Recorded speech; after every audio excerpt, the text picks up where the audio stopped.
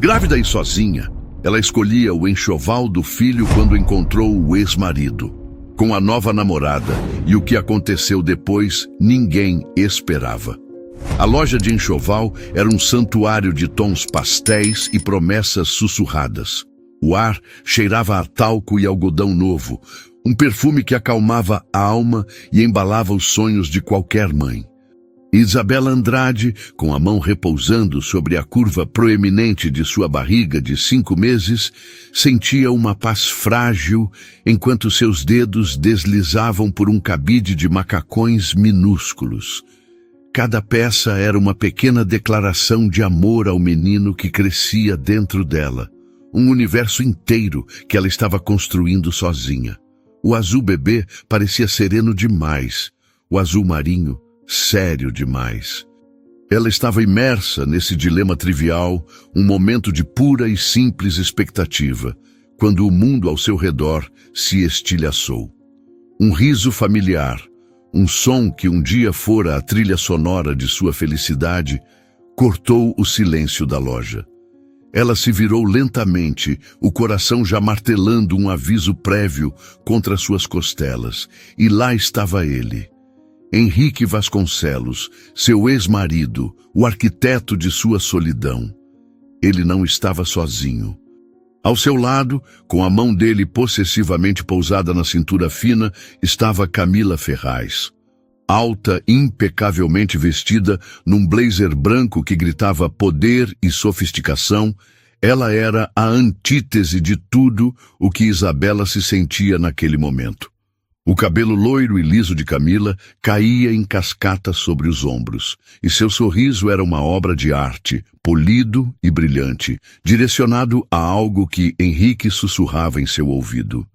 Pareciam um casal de editorial de revista, perfeitos, inatingíveis, completamente alheios ao cataclismo emocional que haviam acabado de detonar a poucos metros de distância. Isabela congelou, o macacão azul celeste esquecido em sua mão. Um desejo desesperado de se fundir com as prateleiras, de desaparecer atrás de uma pilha de fraldas, a dominou. Mas seu corpo se recusava a obedecer. O sangue pulsava em seus ouvidos, uma mistura tóxica de choque, raiva e uma dor tão profunda que parecia física. A verdade era um veneno lento. Henrique a deixara há 3 meses, logo depois que a alegria da gravidez fora revelada. A desculpa fora vaga, um clichê covarde sobre precisar de espaço, se reencontrar. Aparentemente ele havia se reencontrado nos braços de outra pessoa. E agora, o destino, com sua ironia cruel, os colocava no mesmo corredor, o corredor de bebês. A ficha caiu com a força de uma bigorna. Eles não estavam ali por acaso. Estavam comprando artigos de bebê. A mente de Isabela entrou em curto-circuito, incapaz de processar a avalanche de perguntas que açoitavam seu coração. Camila também estava grávida. Ele a havia substituído de forma tão completa, tão rápida, que até mesmo a experiência de esperar um filho estava sendo replicada com outra mulher. O carrinho de compras se tornou seu único ponto de apoio, a alça de metal fria contra seus dedos trêmulos. O mundo girou, as cores suaves da loja se transformando em um borrão indistinto. Ela queria gritar, chorar, desmoronar ali mesmo, no chão de linóleo polido, mas não fez nada disso. Uma força que ela não sabia que possuía a manteve de pé, observando. Foi Camila quem a notou primeiro. Seus olhos, de um azul gélido, percorreram Isabela de cima a baixo, um escrutínio lento e julgador que media sua roupa simples, seu rosto sem maquiagem, sua barriga que era a prova viva de uma história que eles tentavam apagar. Ela tocou o braço de Henrique, um gesto sutil. Ele se virou. O sorriso presunçoso em seus lábios morreu instantaneamente ao vê-la. Seu maxilar se contraiu, e seus olhos, que um dia a olharam com adoração, agora a encaravam com uma frieza cortante, como se ela fosse uma intrusa em seu novo mundo perfeito. Isabela, o que você está fazendo aqui? Ele perguntou, a voz desprovida de qualquer calor ou preocupação. A pergunta era tão absurda que uma risada amarga ameaçou escapar dos lábios de Isabela. Uma mulher grávida numa loja de bebês. O que ele achava que ela estava fazendo? Mas as palavras ficaram presas em sua garganta, sufocadas pela dor da indiferença dele. Camila deu um passo à frente, um sorriso condescendente brincando em seus lábios vermelhos. "Ah, então você é a ex", ela disse. A palavra ex carregada de um veneno doce, como se definisse toda a existência de Isabela. A provocação foi deliberada. Um golpe para testá-la, para reafirmar seu lugar como a vencedora. Isabela ignorou-a, o foco cravado em Henrique, o homem que havia prometido amá-la na saúde e na doença, na alegria e na tristeza. Ela ergueu o queixo, a mão protetoramente sobre o ventre. "Estou comprando roupas para o meu filho, Henrique, o nosso filho", ela disse, a voz surpreendentemente firme, cada palavra uma pequena batalha vencida contra o tremor que a consumia. Os olhos dele desviaram para a barriga dela por uma fração de segundo, um vislumbre de algo que poderia ser culpa antes de se desviarem rapidamente, como se a visão daquela verdade fosse insuportável. Ele não disse nada. Seu silêncio era uma confissão, uma negação covarde da criança que ele ajudara a criar. Naquele momento, Isabela entendeu. A batalha não era mais apenas sobre seu coração partido. Era sobre o lugar de seu filho no mundo, um lugar que seu próprio pai parecia determinado a negar. A cena no enxoval foi o catalisador, a ferida reaberta que se recusava a cicatrizar. Nas semanas que se seguiram, Isabela mergulhou em um luto silencioso. As lembranças do abandono a assaltavam nos momentos mais inoportunos. A imagem de Henrique fazendo as malas, evitando seu olhar, as palavras ocas sobre confusão e pressão ecoando no apartamento vazio. Ele havia saído numa manhã de terça-feira e com ele levou o futuro que haviam planejado juntos. Desde então, a solidão se tornara sua companheira constante. Ela ia às consultas médicas sozinha, segurando as imagens do ultrassom com as mãos trêmulas, tentando memorizar cada detalhe para descrever ao bebê um dia. Ouvia o som poderoso do pequeno coração batendo, um milagre que ela testemunhava sem ninguém ao seu lado para compartilhar a emoção.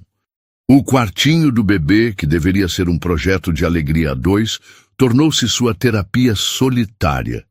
Pintou as paredes de um verde sálvia suave, montou o berço peça por peça com a ajuda de tutoriais na internet, cada parafuso apertado, uma afirmação de sua capacidade de seguir em frente. Mas a dor estava sempre lá, à espreita, nos olhares de pena dos vizinhos, nas perguntas bem-intencionadas, mas dolorosas, de parentes. "E o Henrique? Ele não vem ver o quartinho?" Cada pergunta era uma facada. Foi nesse estado de fragilidade que um envelope marfim, com seu nome caligrafado em letras douradas, chegou pelo correio. O convite para o casamento de Letícia, prima de Henrique. Letícia e Isabela sempre tiveram uma conexão genuína, um laço que transcendia o relacionamento dela com Henrique. A primeira reação de Isabela foi jogar o convite no lixo.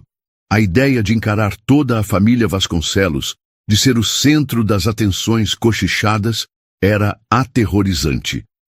Mas então, uma nova resolução começou a se formar em seu peito. Por que ela deveria se esconder? Por que deveria abrir mão dos laços que ainda valorizava por causa da covardia dele? Ela não iria, não por ele, não para afrontá-lo, mas por si mesma, por sua dignidade. Ela ligou para a costureira do bairro e pediu um ajuste em um vestido de seda verde esmeralda que estava guardado há tempos, um vestido que agora abraçaria e valorizaria a curva de sua barriga, transformando o que alguns viam como um símbolo de abandono em um emblema de força e vida. O dia da festa chegou com um céu dramaticamente nublado, um reflexo do turbilhão dentro dela. Ao entrar no salão de festas, um espaço deslumbrante, decorado com arranjos opulentos de flores brancas e detalhes em ouro, Isabela sentiu todos os olhares se voltarem para ela. O vestido verde a destacava na multidão, e sua barriga era um farol. Ela caminhou com a cabeça erguida, o coração batendo forte, mas o passo firme. Encontrou Letícia, que a abraçou com um carinho sincero, sussurrando: "Você está deslumbrante. Fico tão feliz que veio." O conforto daquele abraço foi um bálsamo. Mas a paz durou pouco. Do outro lado do salão, ela os viu chegar. Henrique, elegante, em um terno escuro feito sob medida, e Camila, num vestido vermelho sangue que parecia desenhado para atrair todos os olhares. Eles caminhavam de braços dados, sorrindo e acenando, a imagem da felicidade fabricada. As conversas ao redor mudaram de tom. Os cochichos se tornaram mais audíveis. Isabela podia sentir os olhares curiosos e penalizados sobre ela. O casal se aproximou do grupo onde ela estava e a tensão se tornou palpável. Camila, com sua maestria para a crueldade sutil, aproveitou a oportunidade. "É uma noite linda para celebrar novos começos, não acham?" disse ela, olhando diretamente para Isabela, o sorriso nunca vacilando. A indireta foi clara, afiada como um estilete. E Henrique? Permaneceu em silêncio, um espectador passivo, exatamente como fazia quando queria que outra pessoa fizesse o trabalho sujo por ele. Seu silêncio era mais ensurdecedor do que qualquer insulto. Era a confirmação de sua cumplicidade, de sua aprovação tácita à humilhação dela. Naquele salão dourado, cercada por rostos conhecidos que agora pareciam estranhos, Isabela sentiu um frio que não vinha do ar-condicionado. Era o frio do desprezo, da anulação. Ela se deu conta de que, para eles, ela não era mais uma pessoa. Era um problema a ser ignorado, uma memória a ser apagada. E a guerra pela sua identidade estava apenas começando. A festa de casamento foi o ponto de inflexão, o empurrão final para o abismo. Nos dias e semanas que se seguiram, Isabela mergulhou em um período de escuridão profunda. A fortaleza que ela tentara construir ao redor de si mesma desmoronou, tijolo por tijolo. As noites se tornaram seu inimigo, trazendo consigo uma insônia persistente, povoada por pesadelos em que ela se via correndo em corredores infinitos, tentando alcançar um berço vazio. As crises de ansiedade a emboscavam sem aviso, no meio do supermercado ou enquanto dirigia, seu peito se apertando, o ar se tornando rarefeito, o pânico a engolindo por inteiro. Ela se isolou do mundo, cancelando almoços com as poucas amigas que ainda insistiam, silenciando o celular que vibrava com as chamadas preocupadas de sua mãe. A energia para fingir que estava tudo bem simplesmente se esgotou. Seu apartamento, antes um refúgio, tornou-se uma cela. As paredes pareciam encolher e o silêncio era preenchido apenas pelo som de sua própria respiração irregular. Foi nesse período que ela começou a escrever cartas para o bebê. Em um caderno de capa dura, ela despejava tudo o que não conseguia dizer em voz alta. Eram confissões cruas, cheias de medo e amor. "Meu filho", escreveu ela uma noite, as lágrimas manchando a tinta. "Me perdoe se às vezes a mamãe parece triste. É que o mundo aqui fora é complicado.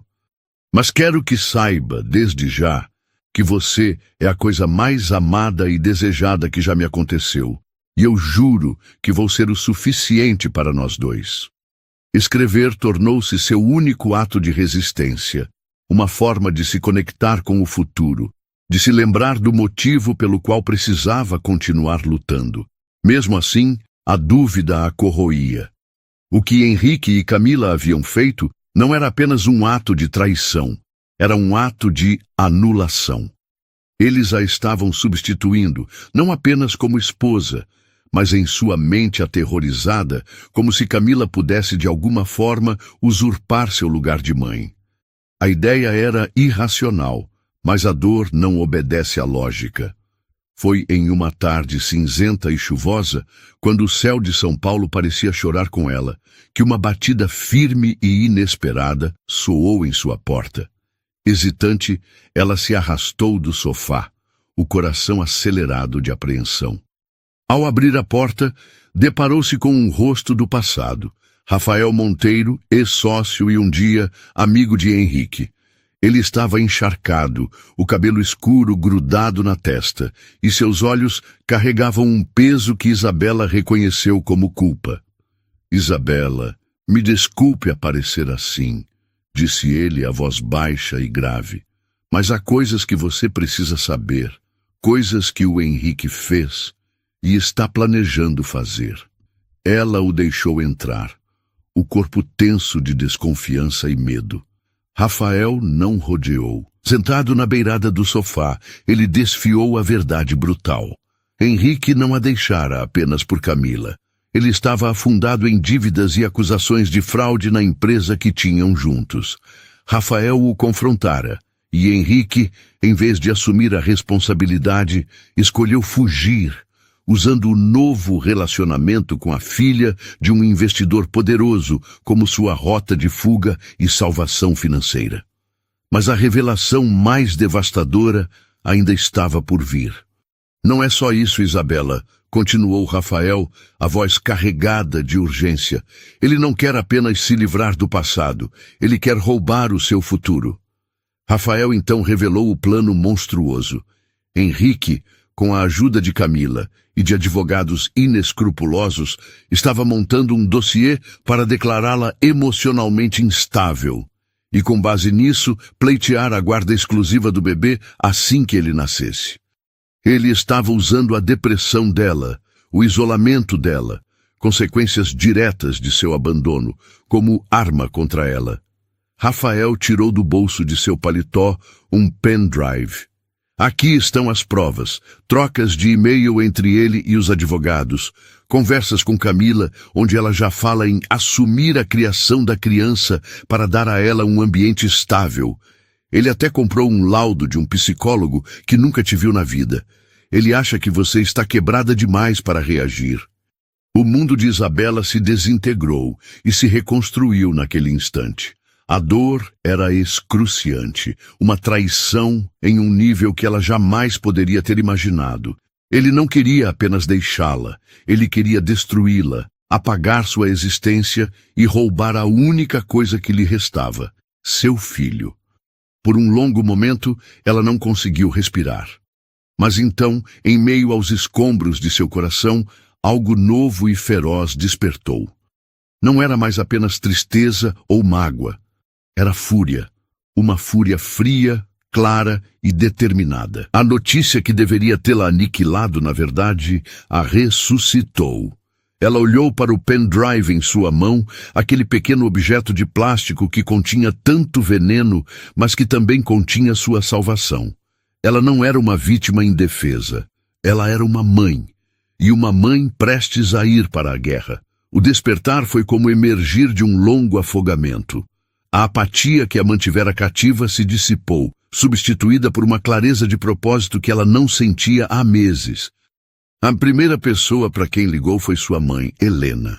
Ao ouvir a voz da filha, não mais frágil e sussurrada, mas firme e resoluta, Helena não fez perguntas. Apenas disse, "Estou a caminho." Helena chegou em menos de uma hora, trazendo consigo não apenas uma sacola de compras com pães quentes e frutas frescas, mas também a força tranquila e inabalável que sempre a caracterizara.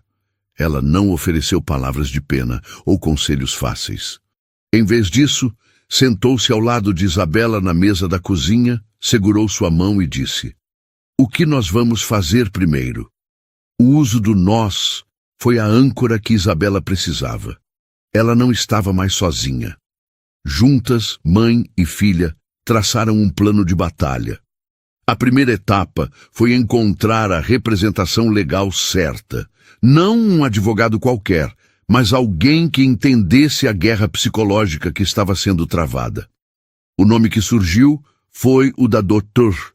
Lara Nogueira, uma advogada renomada em direito de família, conhecida por sua abordagem implacável e sua defesa apaixonada de mulheres em situações de vulnerabilidade. Conseguir uma consulta de emergência não foi fácil, mas Helena foi persistente, e a menção de fraude processual e manipulação para alienação parental abriu as portas.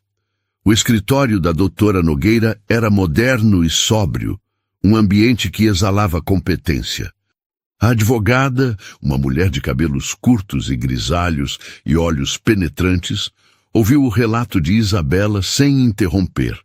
Seu rosto, uma máscara de concentração.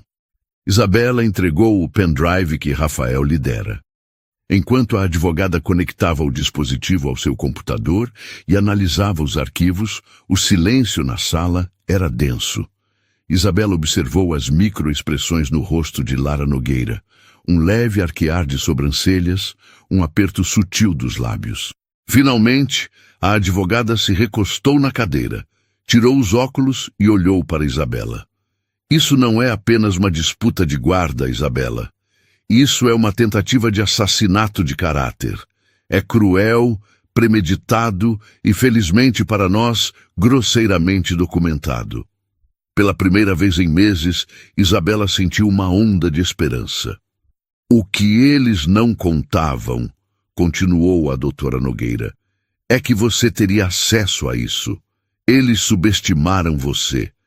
Acharam que você estaria tão devastada que aceitaria qualquer migalha. Esse é o erro clássico dos arrogantes. A partir daquele dia, a vida de Isabela ganhou um novo ritmo. Sob a orientação de Lara, ela começou a construir sua contraofensiva. O dossiê que Henrique estava montando contra ela seria eclipsado pelo dossiê que elas montariam contra ele. Cada passo era meticulosamente planejado. Isabela passou por uma avaliação psicológica completa, com uma perita indicada pela advogada, uma profissional que documentou não apenas sua angústia, mas também sua resiliência e sua profunda conexão com a gravidez. Ela reuniu testemunhas. A prima Letícia, que podia atestar a natureza do relacionamento e o carinho que sempre existiu. Vizinhos que haviam cuidando de si mesma e do apartamento. E até mesmo a costureira que ajustou seu vestido. Uma prova sutil de que ela não estava se escondendo do mundo. Cada atestado médico, cada recibo da loja de enxoval, cada mensagem trocada com a mãe se tornou uma peça da armadura que estavam forjando. O pendrive de Rafael era a espada. Enquanto a batalha legal tomava forma nos bastidores, Isabela travava outra, mais íntima, a de reconstruir a si mesma. Com o apoio de Helena, ela voltou a cuidar de sua saúde, fazendo caminhadas leves no parque, praticando yoga para gestantes. Redecorou o quartinho de Benício, o nome que escolhera, que significava abençoado, não mais com um sentimento de desafio, mas com pura alegria. Cada detalhe, do móvel de estrelas ao tapete macio, era uma celebração da vida que estava por vir, uma vida que ela protegeria com unhas e dentes. Ela olhava para sua imagem no espelho e não via mais a mulher abandonada. Via uma guerreira. A barriga proeminente não era mais um lembrete da traição, mas seu escudo, o centro de sua força. Ela estava lutando não apenas por si mesma, mas por ele.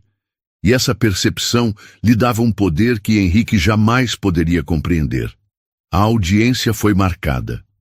A estratégia de Lara Nogueira era ousada. Em vez de esperar pelo ataque de Henrique, elas iriam se antecipar, pedindo uma medida protetiva e a guarda unilateral provisória com base nas provas de manipulação. Elas entrariam no tribunal não como réis, mas como autoras da ação.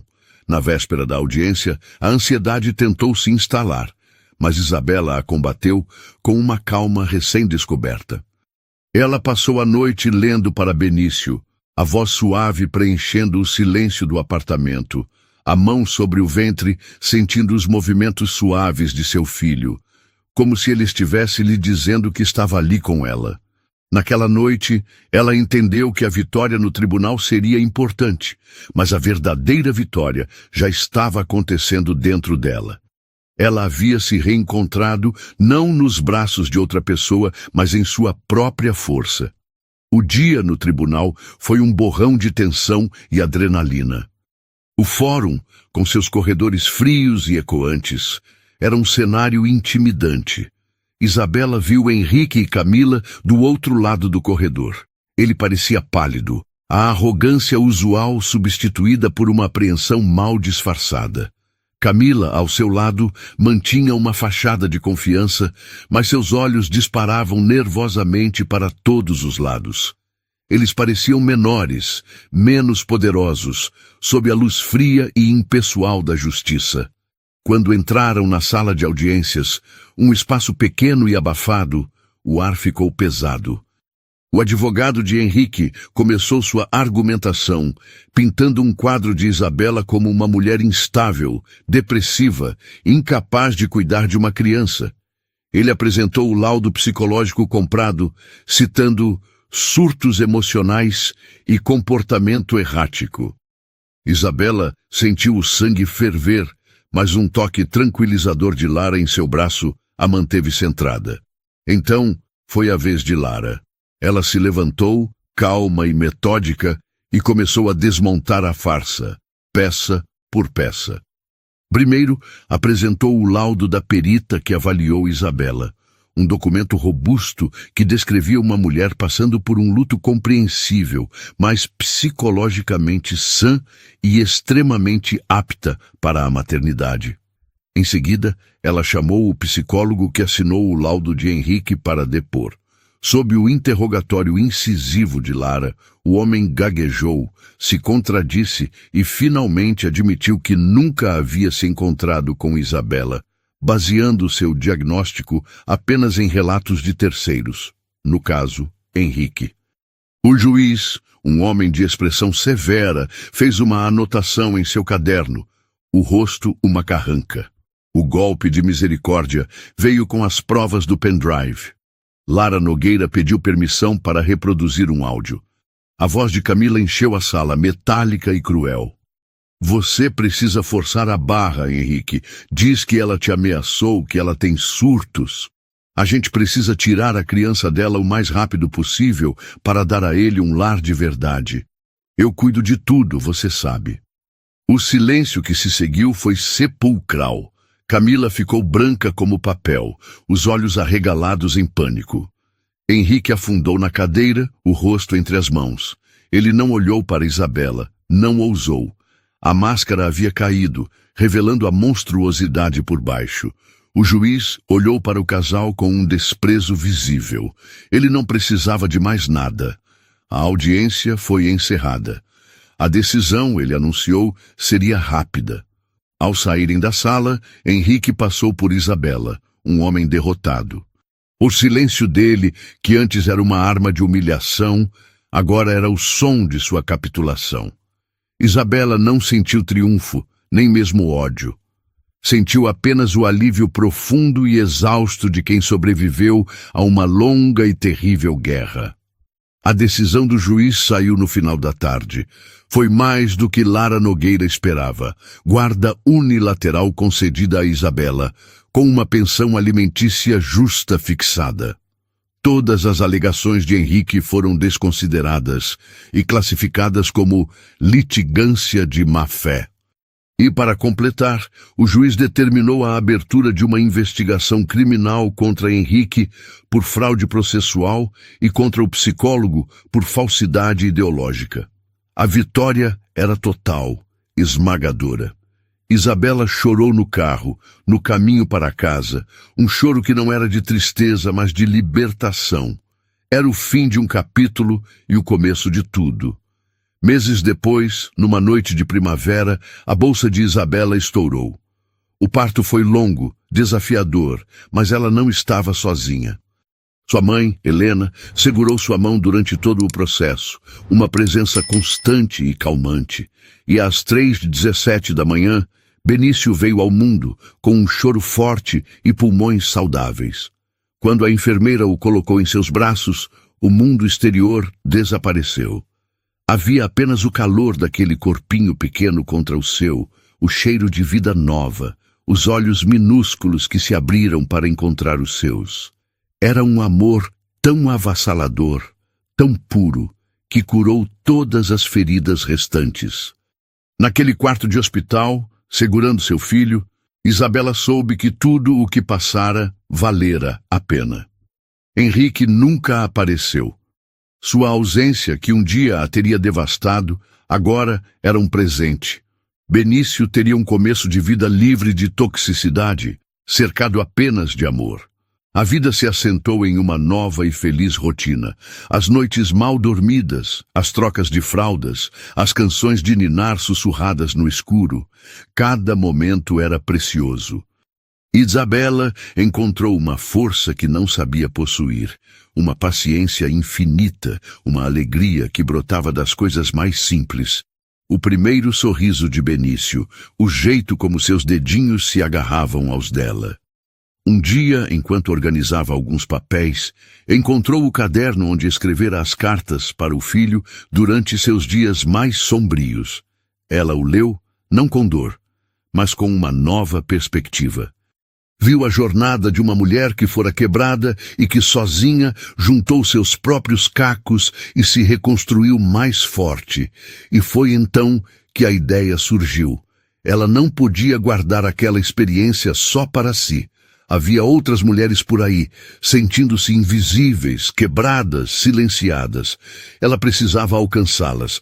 Com a ajuda de algumas amigas e o apoio de um centro comunitário local, ela criou um grupo de apoio. O nome era simples e poderoso: Forjadas pelo Fogo. O primeiro encontro teve apenas 5 mulheres, todas com histórias de dor, traição e manipulação. Sentadas em círculo, elas compartilharam suas experiências, muitas pela primeira vez. Isabela contou sua própria história, sem filtros, sem vergonha. Falou do enxoval, do casamento, do tribunal, mas acima de tudo, falou do renascimento. Eles tentaram nos apagar, disse ela, olhando nos olhos de cada uma. Mas não conseguiram, porque o que eles não entendem é que não se apaga uma mulher. Quando tentam, ela não desaparece. Ela é forjada. O fogo não nos consumiu. Ele nos temperou. Naquele momento, vendo as lágrimas de reconhecimento e os sorrisos de esperança ao seu redor, Isabela entendeu seu verdadeiro propósito. A vitória contra Henrique não foi o fim da história, foi o começo de sua missão. Ela construíra uma nova vida, não sobre as cinzas da antiga, mas a partir do metal fortalecido que emergira das chamas. Uma vida forte, livre e finalmente luminosa. A notícia sobre o grupo Forjadas pelo Fogo se espalhou organicamente, de boca em boca, em fóruns online e sussurros de encorajamento. O que começou com 5 mulheres em uma sala emprestada, em poucos meses se transformou em uma comunidade vibrante. Isabela, que nunca se imaginara como uma líder, descobriu em si uma capacidade inata de acolher e empoderar. Ela não oferecia soluções mágicas, mas algo muito mais valioso. Um espaço seguro para a validação da dor e a celebração da resiliência. As reuniões eram um tecido de histórias, algumas sussurradas com a voz embargada, outras contadas com uma raiva justa e curativa. Havia mulheres que, como ela, enfrentaram o abandono durante a gravidez. Outras que lutavam para se libertar de relacionamentos emocionalmente abusivos, outras ainda que tentavam reconstruir sua autoestima após anos sendo diminuídas e controladas. Em cada história, Isabela via um fragmento da sua própria, e em sua história elas viam a possibilidade de um futuro diferente. Ela dividia seu tempo entre os cuidados com Benício, que crescia a olhos vistos, tornando-se um menino curioso e risonho, e o trabalho voluntário no grupo. Sua vida era plena, mas não de uma forma grandiosa ou glamourosa. Era uma plenitude construída nos pequenos momentos. O cheiro do café da manhã, enquanto Benício balbuciava em sua cadeirinha, A satisfação de ver uma mulher no grupo levantar a cabeça e falar com voz firme pela primeira vez. A paz de adormecer com o coração cansado, mas em paz. O processo judicial contra Henrique seguia seu curso nos tribunais, um eco distante de uma vida que já não parecia sua. Lara Nogueira cuidava de tudo com uma eficiência tranquila, atualizando-a apenas quando necessário. A investigação sobre as fraudes na antiga empresa de Henrique se aprofundara, revelando uma teia de corrupção mais complexa do que Rafael imaginara. O nome de Camila e de seu pai também foram arrastados para o escândalo, não como cúmplices diretos, mas como beneficiários de um esquema que agora estava sob o escrutínio da mídia financeira. Um dia, enquanto empurrava o carrinho de Benício por uma praça ensolarada, Isabela encontrou Rafael Monteiro. Ele estava mais magro, com olheiras que denunciavam noites mal dormidas, mas seus olhos tinham uma nova leveza. Ele sorriu ao vê-la, um sorriso genuíno e sem o peso da culpa. Ele está enorme, disse, apontando para Benício, que tentava alcançar uma folha que caíra em seu colo. Ele é meu mundo, respondeu Isabela, a simplicidade da frase carregando todo o peso de sua jornada. Eles caminharam em silêncio por um tempo, o som das rodinhas do carrinho no cascalho sendo a única trilha sonora. Eu queria te agradecer de novo, Rafael. Você não precisava ter feito o que fez. Você arriscou muito. Ele deu de ombros, o olhar perdido no horizonte. Eu precisava. Por anos, eu vi o Henrique manipular pessoas, usar seu charme para conseguir o que queria, sempre deixando um rastro de danos que ele nunca olhava para trás para ver. Eu fui conivente com meu silêncio. O que ele fez com você foi a gota d'água. Eu não podia mais ser o amigo leal de um homem sem honra. Era uma questão de salvar a mim mesmo também. A conversa os levou a um café próximo. Enquanto Benício dormia serenamente no carrinho, Rafael contou sobre as consequências de sua decisão. Ele havia rompido completamente com o círculo social que compartilhava com Henrique, enfrentado a desconfiança de antigos parceiros de negócios. Mas, no processo, havia redescoberto seus próprios valores. Ele estava recomeçando com uma empresa menor, mais ética e uma paz de espírito que o dinheiro não podia comprar. E você? Ele perguntou genuinamente curioso. Você parece diferente, não apenas bem, você parece forte. Isabela sorriu. Eu sou forte. Eu só não sabia disso. Acho que precisei que alguém tentasse me destruir para eu descobrir do que sou feita. Naquela tarde, uma nova amizade se solidificou. Uma amizade nascida não de conveniência ou de histórias compartilhadas de festas e jantares, mas de uma crise que revelou o verdadeiro caráter de ambos. A vida, no entanto, tem uma maneira de trazer o passado de volta quando menos se espera. Algumas semanas depois, Isabela recebeu uma ligação de um número desconhecido. Era Letícia, a prima de Henrique. Sua voz estava tensa, hesitante. Isa, eu sei que não tenho o direito de te pedir nada, mas... Minha tia, a mãe do Henrique, ela não está bem. Desde que tudo isso veio à tona, a saúde dela piorou muito. Ela pergunta por você. Ela sempre gostou muito de você. Isabela sentiu um nó no estômago. Sônia, sua ex-sogra, sempre fora uma mulher gentil, embora um tanto passiva diante da personalidade dominadora do filho. Ela se viu em um dilema. Visitar Sônia significaria reabrir uma porta para a família que tanto a machucara. Mas ignorar o pedido de uma mulher doente parecia cruel. Após conversar com sua mãe, que sabiamente lhe disse, faça o que seu coração mandar, não o que a mágoa dita, Isabela tomou uma decisão. Ela foi ao hospital no dia seguinte, sem Benício. Encontrou Sônia em um quarto particular, pálida e frágil, ligada a monitores que apitavam suavemente. Ao ver Isabela, os olhos da mulher mais velha se encheram de lágrimas. Eu sabia que você viria, sussurrou ela, a voz fraca. Você sempre foi a única com um coração bom de verdade naquela família. Isabela sentou-se ao lado da cama, segurando a mão fria de Sônia. Elas não falaram sobre Henrique, nem sobre o processo, nem sobre Camila. Falaram sobre coisas simples, sobre o jardim de rosas que Sônia tanto amava, sobre a cor dos olhos de Benício. Mas antes de Isabela ir embora, Sônia assegurou com uma força surpreendente. Ele não era assim, sabe? Ou talvez ele sempre tenha sido e eu não quis ver. Eu o mimei, eu o protegi demais. Eu falhei com ele e por isso ele falhou com você.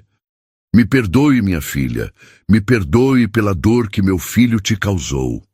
As lágrimas de Sônia eram de um arrependimento profundo, a dor de uma mãe que reconhecia sua parte na criação do monstro.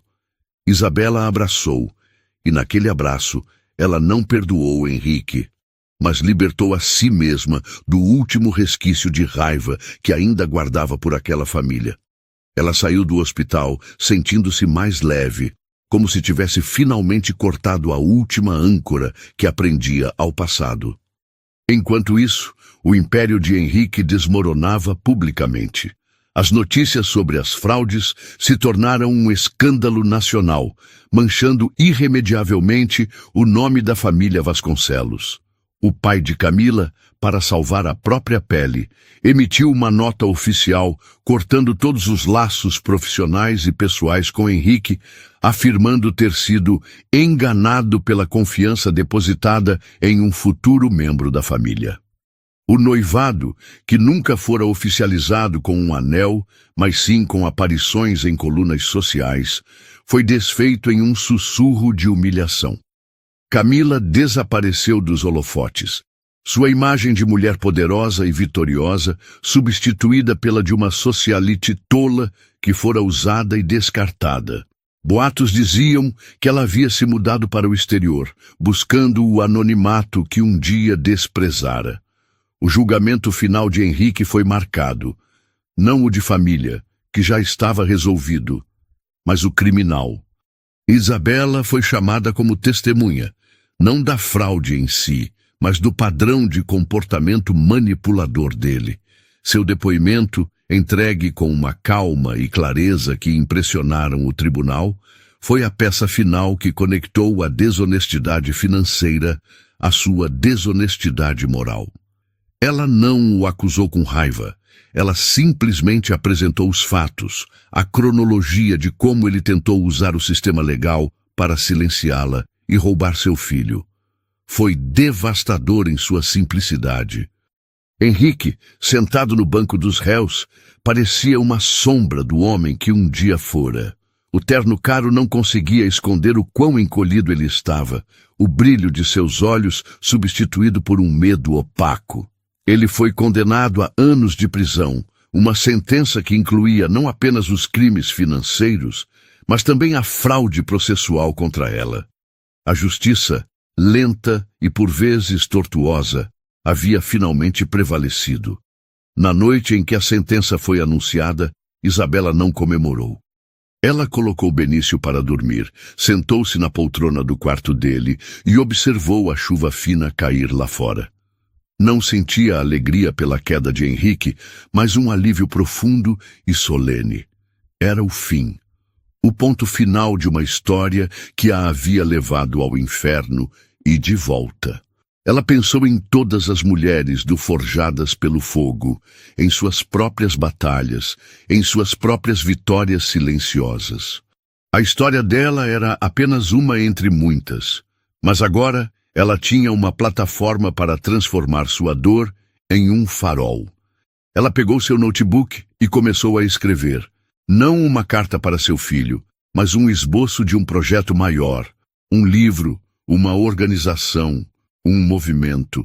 Ela não sabia exatamente o que seria, mas sabia que sua voz, a voz que Henrique tentara calar, estava apenas começando a ser ouvida.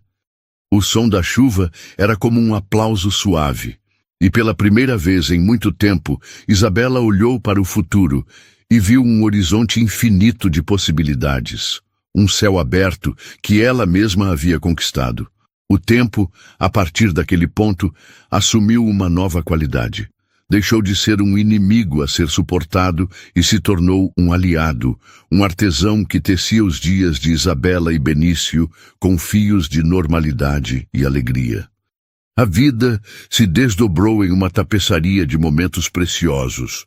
Os primeiros passos vacilantes de Benício pela sala, a mãozinha gorducha apontando para o cachorro do vizinho, a primeira palavra, mamã, dita com uma clareza que fez o coração de Isabela transbordar. Cada marco do desenvolvimento de seu filho era uma vitória pessoal, uma prova viva de que o amor e a estabilidade que ela se esforçara tanto para construir estavam florescendo. O apartamento, antes um cenário de solidão e medo, agora ecoava com risadas infantis e o som de blocos de montar caindo no chão. Era o som da vida em seu estado mais puro e barulhento. O grupo, Forjadas pelo Fogo, também crescia e evoluía. Isabela, com a ajuda de outras mulheres que se tornaram pilares da comunidade, começou a organizar workshops práticos, noções de direito de família com advogadas voluntárias, aulas de educação financeira para mulheres que precisavam reconquistar sua independência, sessões de terapia em grupo com psicólogas parceiras. O projeto que nascera de sua dor estava se tornando uma força tangível de mudança na vida de muitas. Ela descobriu um talento para a organização e uma paixão por conectar pessoas e recursos. Ver uma mulher conseguir uma medida protetiva, outra arranjar um emprego, outra simplesmente sorrir com genuína leveza pela primeira vez em anos, trazia a Isabela uma satisfação profunda, um senso de propósito que nenhum sucesso profissional anterior havia lhe proporcionado. Ela não estava apenas curando a si mesma, estava ajudando a construir um exército de mulheres que se recusavam a ser vítimas. A amizade com Rafael se aprofundou, tornando-se uma presença constante e reconfortante em sua vida. Ele era o tio Rafa para Benício, sempre aparecendo com um brinquedo novo ou uma paciência infinita para brincar de esconde-esconde. Para Isabela, ele era um confidente, alguém com quem ela podia falar abertamente sobre os desafios de ser mãe solteira e as alegrias de ver seu projeto crescer. Não havia romance entre eles, mas algo talvez mais raro e precioso, um respeito mútuo e um carinho genuíno, forjados na honestidade e na superação de uma crise compartilhada. Ele a incentivava a levar o Forjadas pelo Fogo para o próximo nível, a buscar financiamento, a formalizar a organização. O que você criou, Isa, é maior do que você imagina. Isso precisa alcançar mais gente. A ideia do livro, que nascera em uma noite chuvosa, começou a tomar forma. Isabela passava as madrugadas, depois que Benício adormecia, escrevendo. Não era uma autobiografia para expor suas feridas, mas um guia, um manifesto. Ela entrelaçava sua história com as de outras mulheres do grupo, de forma anônima e com permissão, criando um mosaico de experiências que ilustrava as táticas de manipulação emocional, os desafios do sistema judiciário e, o mais importante, os caminhos para a reconstrução. A escrita era um processo catártico e exigente. Reviver certos momentos era doloroso, mas agora ela o fazia de uma posição de poder, analisando os acontecimentos com a distância da sobrevivente, não com a angústia da vítima. O título que ela escolheu foi Eu, Forjada, do Silêncio à Sentença. Um dia, enquanto pesquisava editoras, ela se deparou com o nome de uma editora-chefe em uma pequena, mas respeitada casa editorial focada em vozes femininas e não ficção de impacto. O nome era familiar, Beatriz Alencar. Era uma antiga colega de faculdade, alguém com quem ela não falava há anos, mas de quem sempre admirara a inteligência e a determinação. Com um misto de nervosismo e audácia, Isabela enviou um e-mail, anexando os 3 primeiros capítulos de seu manuscrito. Oi, Bia. Você talvez não se lembre de mim, mas estudamos juntas. Muita coisa aconteceu desde então. Acho que escrevi um livro que talvez interesse a você. A resposta veio em menos de 24 horas. Isabela, claro que me lembro de você. Li o que você mandou em uma só sentada. Estou sem palavras. Precisamos conversar. Urgente. O encontro com Beatriz foi um turbilhão. A editora não apenas amou o que leu, mas viu o potencial para algo muito maior. Isso não é só um livro, Isabela. É um movimento. Sua voz é autêntica, sua história é poderosa, e a forma como você a transforma em uma ferramenta para outras mulheres é brilhante. Nós não vamos apenas publicar isso, nós vamos fazer barulho. O contrato foi assinado. O processo de edição foi intenso, mas colaborativo. Beatriz ajudou Isabela a refinar sua escrita, a organizar as histórias de forma ainda mais impactante, a transformar o manuscrito em uma obra polida e pronta para o mundo. Durante esse período, Isabela se sentiu como uma artista descobrindo um novo meio de expressão. A mulher que um dia fora silenciada, agora estava prestes a ter sua voz impressa e distribuída em livrarias por todo o país. Enquanto isso, o capítulo final da saga de Henrique se desenrolava na prisão. As notícias que chegavam eram esparsas, através de artigos de jornal ou comentários de Letícia, com quem Isabela ainda mantinha um contato esporádico.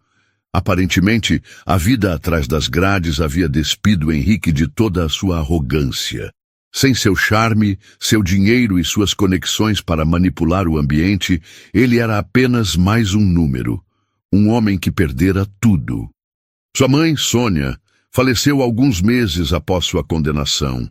Um golpe final que, segundo Letícia, o quebrou de uma forma que nem a prisão conseguira.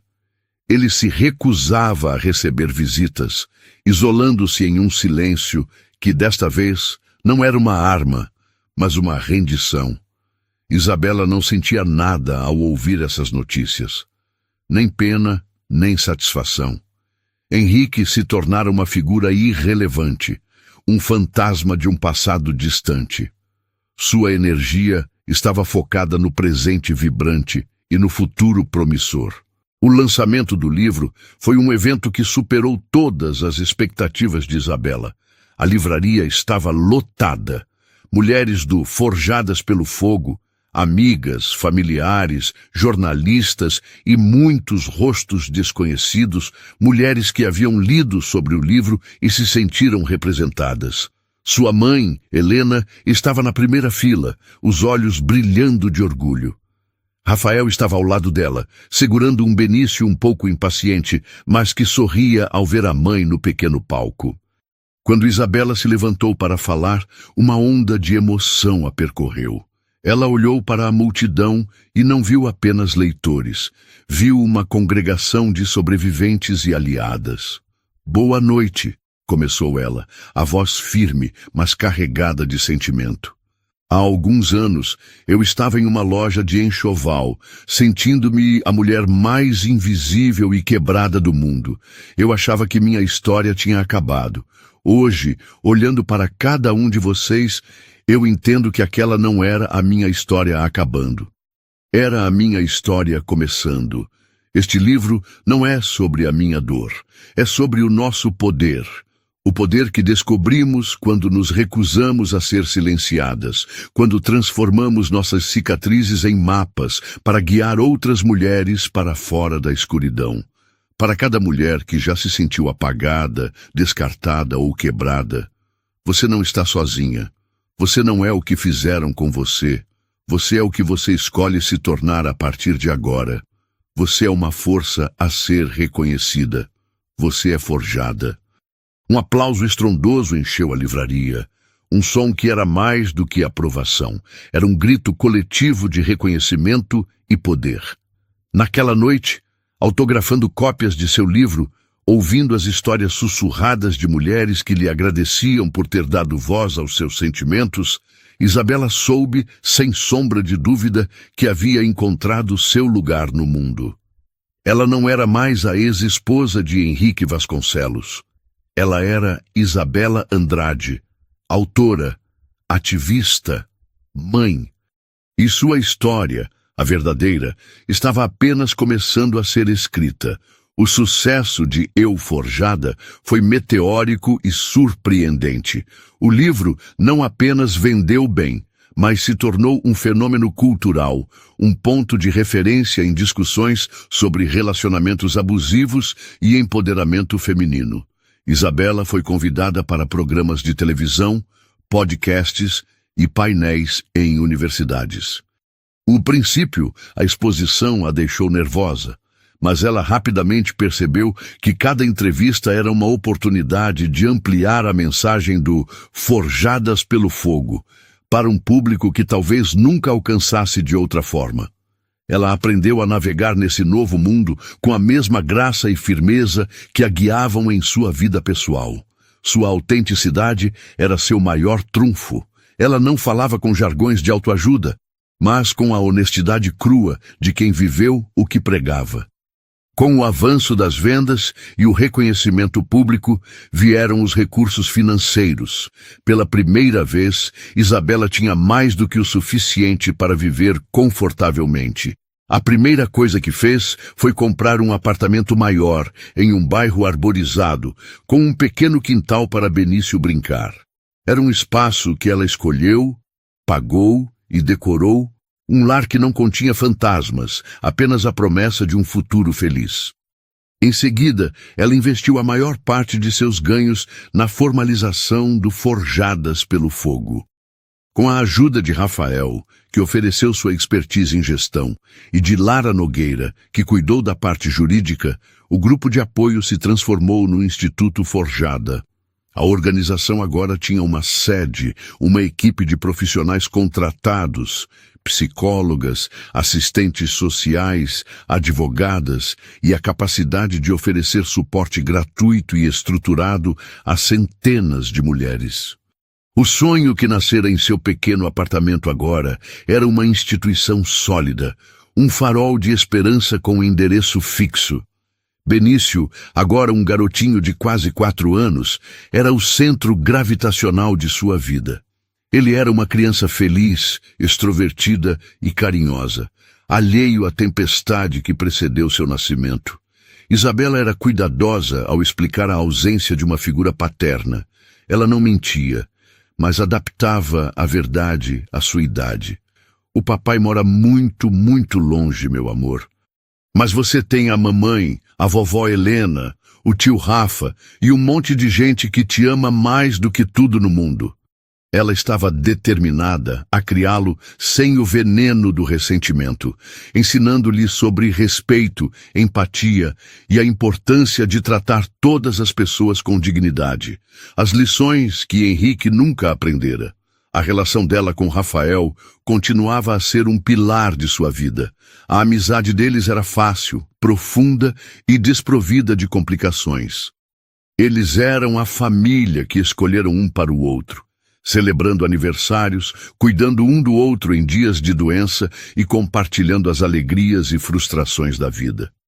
Muitas pessoas, incluindo sua mãe, sugeriam que havia algo mais ali, um romance esperando para acontecer. Isabela sorria, mas não sentia essa necessidade. O que ela e Rafael tinham era tão completo e satisfatório em sua forma atual que ela temia que tentar transformá-lo em outra coisa pudesse quebrar o encanto. Um dia, uma carta chegou ao instituto, endereçada pessoalmente a ela. O remetente era de uma cidade do interior que ela não reconheceu. Dentro, uma caligrafia elegante e um pouco trêmula cobria 2 páginas. Era de Camila Ferraz. Isabela sentiu um calafrio ao ver o nome, uma reação involuntária a um trauma antigo. Seu primeiro impulso foi rasgar a carta, mas a curiosidade e talvez uma necessidade de fechar aquele círculo de uma vez por todas a fez ler. A carta não era um pedido de desculpas, não no sentido tradicional. Era um relato. Camila contava como, após o escândalo, se mudara para o interior para viver com uma tia, buscando o anonimato.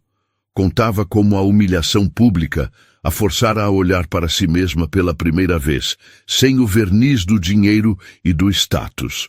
Ela descrevia Henrique não como um monstro, mas como um homem oco, um vácuo que sugava a energia e a identidade de quem estivesse por perto. Eu não me apaixonei por ele, escreveu Camila. Eu me apaixonei pela ideia de poder que ele projetava. Eu queria vencer e você era o obstáculo. Eu não via você como uma pessoa, com sentimentos, com um filho. Eu via você como um problema a ser eliminado. E essa desumanização, eu percebo agora, é a raiz de toda a crueldade.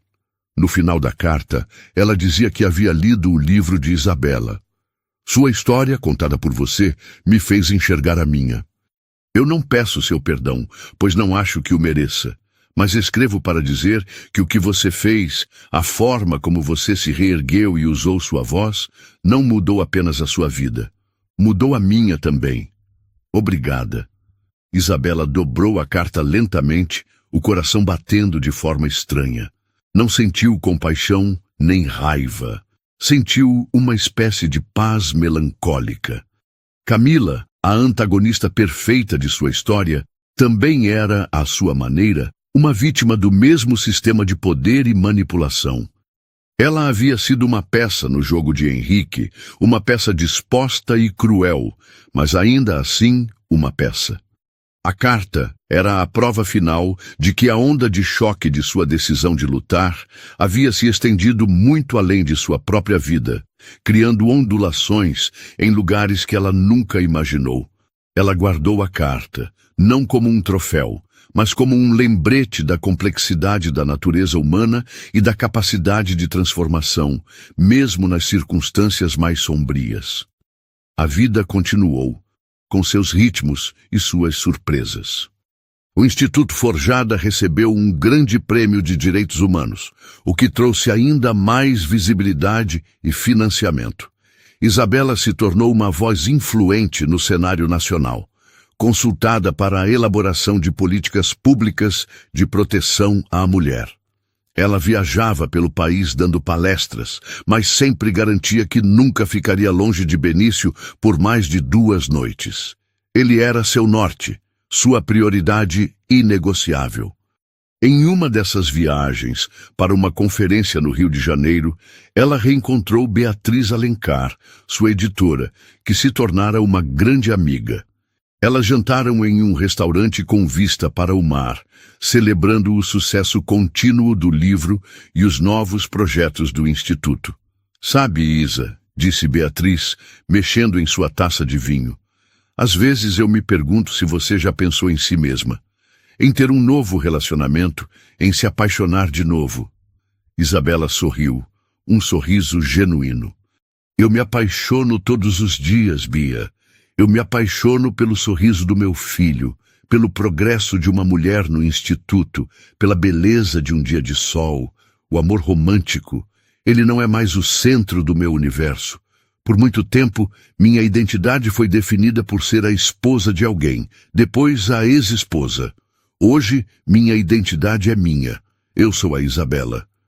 E estou tão feliz e completa sendo apenas eu, que a ideia de me fundir com outra pessoa parece desnecessária. Se um dia acontecer, ótimo. Mas não é uma busca, não é um espaço vazio que precisa ser preenchido. Beatriz a olhou com admiração. Você é a mulher mais resolvida que eu conheço. Ao voltar para São Paulo, Isabela sentiu uma imensa gratidão pela vida que construíra. Uma vida que não era isenta de desafios ou cansaço, mas que era autêntica, significativa e cheia de amor em suas mais variadas formas. Naquela noite, depois de colocar Benício na cama e ler para ele uma história sobre um pequeno urso corajoso, ela se sentou em sua varanda, olhando para as luzes da cidade. Pensou em Henrique, uma figura cada vez mais distante, quase ficcional. Ele havia tentado aprisioná-la em uma história de tragédia e abandono, mas ela havia se recusado a ser apenas um personagem no drama dele. Ela pegou o roteiro, rasgou-o em 1000 pedaços e escreveu sua própria epopeia. Uma história de resiliência, comunidade e autodescoberta. Uma história que não terminava com "e viveram felizes para sempre", ao lado de um príncipe, mas com a imagem de uma rainha construindo seu próprio castelo, tijolo por tijolo, forte, inabalável e luminoso. E essa, ela sabia, era a melhor história de todas. Anos se passaram. Benício já não era mais um menino, mas um pré-adolescente de 12 anos, com o mesmo olhar curioso que tinha quando bebê, mas agora com uma inteligência afiada e um senso de humor que era a alegria da casa. O Instituto Forjada havia se tornado uma referência nacional, com filiais em várias capitais, um modelo de acolhimento e transformação. Isabela, agora na casa dos 40, usava seus cabelos com alguns fios prateados que ela se recusava a tingir, chamando-os de mechas de sabedoria. Ela era uma figura pública respeitada, mas sua vida privada permanecia seu santuário, compartilhada apenas com seu filho, sua mãe e seu círculo mais íntimo de amigos, onde Rafael continuava a ser uma presença constante e paternal para Benício. A surpresa veio na forma de uma notificação oficial, um documento frio e burocrático que chegou em uma tarde de terça-feira. Henrique Vasconcelos, após cumprir a maior parte de sua pena e obter liberdade condicional por bom comportamento, estava entrando com uma petição na justiça. O pedido não era por dinheiro, nem pela guarda de Benício. Era algo muito mais complexo e, para Isabela, muito mais perturbador. Ele pedia o direito de conhecer o filho. A petição era redigida em um tom humilde, quase suplicante. Falava em arrependimento, em anos de reflexão na prisão, no direito fundamental de um pai conhecer seu filho e do filho conhecer sua origem biológica. Anexado, havia um laudo psicológico da prisão, descrevendo um homem transformado, consciente de seus erros e buscando uma forma de redenção. A notícia caiu como uma bomba no mundo cuidadosamente construído de Isabela. Sua primeira reação foi uma fúria visceral. Depois de tudo, depois de tentar roubar seu filho, de tentar destruí-la, ele agora ousava, em nome de uma suposta transformação, invadir a paz deles? Ela ligou para Lara Nogueira, a voz tremendo de raiva. "Ele não vai chegar perto do meu filho, Lara. Nunca." A advogada, sempre a voz da razão, a acalmou. "Legalmente, Isabela, a situação é delicada. Ele foi destituído do poder familiar, mas o pedido dele não é de poder, é de contato. Um juiz pode ver isso como um pedido razoável de um homem que pagou sua dívida com a sociedade. Precisamos ser estratégicas. Mas a batalha mais difícil não seria no tribunal. Seria em sua própria casa. Naquela noite, ela se sentou com Benício, cujo radar para as emoções da mãe era infalível. "Mãe, o que aconteceu? Você está estranha desde que aquele papel chegou." Isabela respirou fundo. Ela sempre prometera ser honesta com ele. "Benício, nós precisamos conversar sobre seu pai biológico." Ela contou a ele de forma adequada à sua idade sobre Henrique.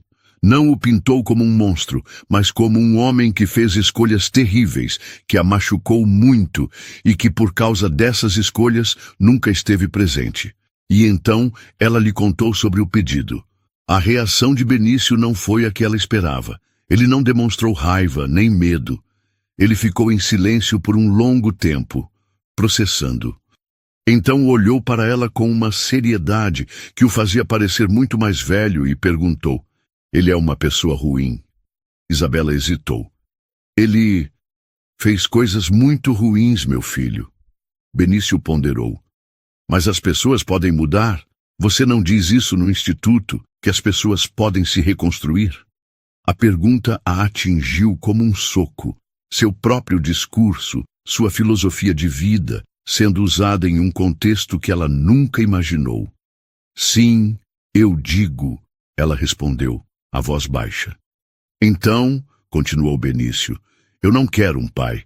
Eu já tenho você e o tio Rafa, mas eu tenho curiosidade. Eu quero ver o rosto dele. Eu quero fazer minhas próprias perguntas. Eu quero decidir por mim mesmo se ele é uma pessoa ruim agora. Aquela conversa mudou tudo. Isabela percebeu que a luta não era mais sobre protegê-lo de Henrique, era sobre confiar na força, na inteligência e no caráter do filho que ela havia criado. Proibi-lo de conhecer sua origem, por mais tóxica que fosse, não seria um ato de proteção, mas de controle. Seria repetir, de outra forma, o erro de Henrique. Tomar uma decisão pela vida de outra pessoa sem lhe dar voz. Com o coração pesado, mas com uma nova clareza, ela mudou de estratégia. Ela e Lara propuseram um encontro, mas sob seus termos, em um ambiente neutro, com a presença de uma psicóloga mediadora e com a condição de que seria o único encontro, a menos que Benício expressasse o desejo por outros. O dia do encontro foi o mais tenso de sua vida desde a primeira audiência. O homem que entrou na sala de mediação era quase irreconhecível. O Henrique, arrogante e charmoso, dera lugar a um homem mais velho, magro, com os ombros curvados e um olhar cansado, assombrado. Ele não olhou para Isabela. Seus olhos estavam fixos em Benício, uma mistura de espanto, dor e um profundo arrependimento. A psicóloga conduziu a conversa, mas foi Benício quem tomou as rédeas. Ele não fez perguntas sobre o passado, sobre a traição. Ele fez perguntas diretas, quase existenciais. Por que você quis me conhecer agora? O que você aprendeu na prisão? O que você espera que aconteça? Henrique respondeu com uma honestidade brutal que surpreendeu a todos. Ele falou de sua arrogância, de seu vazio, de como usava as pessoas para preencher um buraco que ele mesmo cavara. Eu não espero nada, disse ele, a voz rouca. Eu precisava que você soubesse que sua existência não foi um erro para mim. Foi a única coisa real que eu já criei e eu fugi dela porque estava apavorado. Eu não peço para ser seu pai. Eu só peço que quando você pensar em mim, não pense apenas no homem que te abandonou, mas no homem que tarde demais entendeu o valor do que perdeu. No final, Benício se levantou, caminhou até Henrique e estendeu a mão. Prazer em conhecer você, Henrique. O aperto de mão foi breve, mas selou algo profundo. Eles nunca mais se viram. Henrique se mudou para uma cidade pequena no sul do país, vivendo uma vida anônima e reclusa. Mas para Benício, aquele encontro foi um rito de passagem. Ele não ganhou um pai, mas se livrou de um fantasma. Ele confrontou sua origem e saiu do outro lado inteiro, com sua identidade fortalecida. Para Isabela, foi a lição final e mais difícil. O verdadeiro empoderamento não era apenas sobre lutar contra seus demônios, mas sobre ter a sabedoria e a coragem de permitir que aqueles que você ama lutem contra os seus e confiar que você os preparou bem para a batalha. A história dela, que o mundo conhecia, tinha um final claro: a vitória no tribunal, o sucesso do livro, a criação do instituto. Mas a história real, a história íntima, teve seu verdadeiro epílogo naquela sala de mediação. Não foi um final de conto de fadas, mas um final de uma beleza complexa e adulta. Foi a prova de que a vida não é sobre apagar o passado, mas sobre integrá-lo de uma forma que não te defina nem te destrua.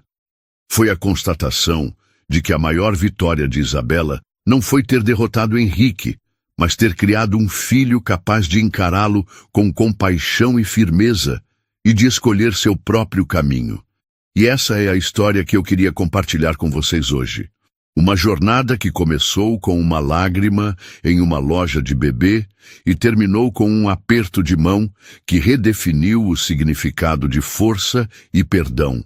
Não o perdão que esquece, mas o que liberta. Se essa história tocou você de alguma forma, se você se viu em algum momento da jornada da Isabela, eu te convido a fazer parte da nossa comunidade. Se inscreva aqui no canal, deixe seu comentário. Eu leio cada um deles.